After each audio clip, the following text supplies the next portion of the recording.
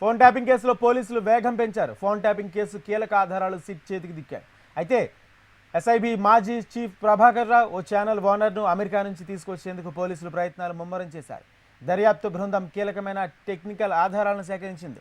కొండాపూర్లోని conversation innovation ల్యాబ్స్లో సోదాలు జరిపారు. 3 సర్వర్లు, హార్డ్ డిస్క్లతో పాటు 5 మాక్ మినీ డివైజ్లు సీజ్ చేశారు. సంస్థ డైరెక్టర్ పాల్ రవికుమార్కు పోలీసులు నోటీసులు ఇచ్చి విచారణ జరుపుతున్నారు. సంస్థ సీనియర్ మేనేజర్ రాగి అనంతచారి, సాఫ్ట్వేర్ ఇంజనీర్ ఓలేటి సీతారాం, శ్రీనివాస్లను స్టేట్మెంట్లు పోలీసులు రికార్డ్ చేస్తున్నారు. కన్జర్వేషన్ ఇన్నోవేషన్ ల్యాబ్స్ పరికరాలను ఫోరెన్సిక్ ల్యాబ్కు పంపించారు.